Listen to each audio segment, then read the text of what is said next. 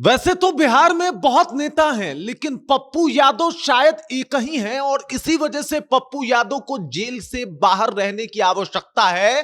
और इसी वजह से तमाम समर्थक जो है वो लगातार अपील कर रहे हैं कि पप्पू यादव को जेल से बाहर रखो। लोगों का मानना है कि ये जो 5 दिन उन्होंने जेल में काटी है, अगर पप्पू यादव बाहर रहते तो कम से कम 50 लोगों का मदद तो वो ऐसे ही कर देते। इसके अलावा पप्पू यादव उस गरीब के घर भी पहुंचे होते जहां तक अभी प्रशासन नहीं पहुंची है, उस लोग के घर भी पहुंचे होते जहां तक अभी न्याय नहीं पहुंची है, और उस व्यक्ति के यहां भी पहुंचे होते जिसके घर चूल्हा नहीं जला होता। और इसी वजह से पप्पू यादव का बाहर रहना जरूरी है। पप्पू यादव का बाहर रहना इसलिए भी जरूरी है साहब, क्योंकि पप्पू यादव पार्टी से पहले समस्या को तवज्जो देते हैं। पार्टी से पहले वो उन सब चीजों को तवज्जो देते हैं जिसका बात जो है कोई शायद ही उठाना चाहता है, और इसी वजह से पप्पू यादव का जेल से बाहर रहना जरूरी है। आज लगातार पप्पू यादव को जेल में रखा जा रहा है। बेल मिलने के बाद भी एक नया मामला उनके साथ जोड़ दिया गया है, और इसी वजह से उनके समर्थक कह रहे हैं कि साहब उनको फंसाने की साजिश की जा रही है, बस इस वजह से क्योंकि वो नीट छात्रा की आवाज बने। और अब तो उस बात में सच्चाई भी दिखने लगी है कि इतना लेट क्यों। आखिर वो कौन लोग हैं जिनको पप्पू यादव के रिहाई से तकलीफ है, और वो कौन लोग हैं जिनको लगता है कि पप्पू यादव को जेल से बाहर होना चाहिए। पूरी कहानी इसके ऊपर विस्तार पूर्वक चर्चा करेंगे, बातचीत करेंगे, लेकिन उससे पहले मेरा परिचय जान लीजिए। मेरा नाम है रजत और आप जनता जंक्शन देख रहे हैं। देख लीजिए, बहुत सारे नेता हैं जो बहुत बेहतर काम कर रहे हैं, लेकिन पप्पू यादव एक ही हैं, इस बात को आपको मानना पड़ेगा। पप्पू यादव जब सांसद नहीं थे तब भी वो ग्राउंड पे थे। पप्पू यादव जब सांसद बन गए तब तो वो बाढ़ में इतना यानी कमर से अधिक पानी में भी ग्राउंड पे थे, और उन्होंने बताया कि साहब वो गरीबों के लिए हमेशा खड़े रहेंगे। पटना में जब बाढ़ आया था उस दौरान भी पप्पू यादव सर पे बोरा रख के घुमा करते थे, लोगों के बीच जाके उनकी मदद किया करते थे। दूध का पैकेट हो या फिर कोई इमरजेंसी दवाई, सब लोग सरकार की तरफ नहीं बल्कि पप्पू यादव की तरफ देख रहा था। इधर आपने देखा कि पूर्णिया, दरभंगा, उसके आसपास के इलाके में जिस तरीके से बाढ़ आया, उसके बाद सरकार से ज्यादा राहत सामग्री अपने इलाके में पप्पू यादव ने बंटवाया। अपना इलाका हटा दीजिए जनाब, बल्कि वो इलाका जो बाढ़ से प्रभावित था वहां पे पप्पू यादव पहुंचे थे, बाकी नेताओं से पहले, यहां तक कि सरकार से भी पहले।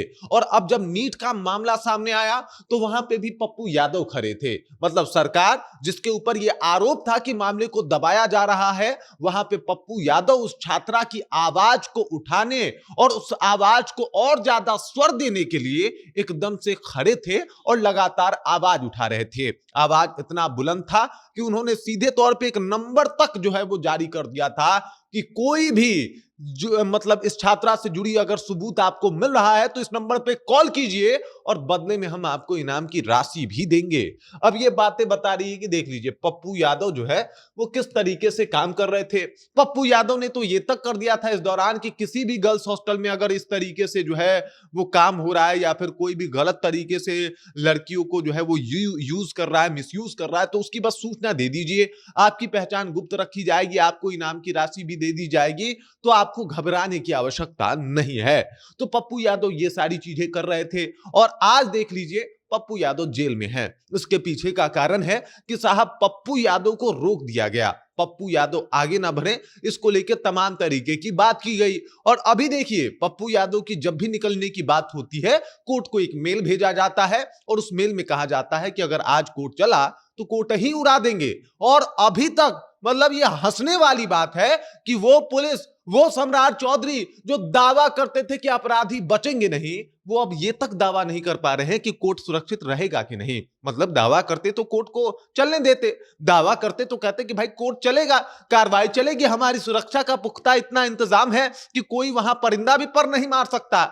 लेकिन डायलॉग मारेंगे, भाषण मारेंगे, बहुत बढ़िया डिंग मारेंगे, लेकिन ये सब काम नहीं कर पाते हैं। और ये सारी तस्वीरें बता रही है कि देख लीजिए पप्पू यादव जेल में है, लेकिन पप्पू यादव का जेल में होना आम जनता को बहुत ज्यादा खल रहा है। इसके पीछे का कारण है, एक तो सबकी मदद करते हैं, उसके बाद सबकी आवाज बनते हैं। वो निर्दलीय सांसद हैं भाई, कांग्रेस से उनका ताल्लुक है लेकिन उस तरीके से नहीं। वो निर्दलीय हैं, अपने पक्ष को लेके अकेले भी वो मजबूत हैं, लगातार अपने पक्ष को रखते हैं, उनको किसी से मतलब नहीं, लेकिन उनकी आवाज जो है वो पूरा बिहार और पूरा देश सुनता है। इस वजह से वो एक अपना अलग पक्ष रखते हैं। मतलब विपक्ष होगा, लेकिन विपक्ष से भी मजबूत आवाज जो है वो पप्पू यादव की होती है, ये तो पता लग गया। देख लीजिए ना, विपक्ष की भूमिका में बाकी नेता क्या कर रहे हैं और अकेले पप्पू यादव क्या कर रहे हैं, ये सब कुछ क्लियर हो चुका है। और इसी वजह से पप्पू यादव का जेल में रहना लोगों को खल रहा है। इसी वजह से पप्पू यादव जो है वो लोगों के मसीहा बने पड़े हैं। और आज जब जेल में है, आज जब लगातार उनको जेल में रखा जा रहा है, पप्पू यादव का रोते हुए ये कहना है कि साहब उनको टॉर्चर किया जा रहा है, चाहे वो हॉस्पिटल हो या फिर कोई और जगह। तो आज स्थिति ये है कि लोग जो है वो सड़क पे हैं, कह रहे हैं कि पप्पू यादव की रिहाई हो।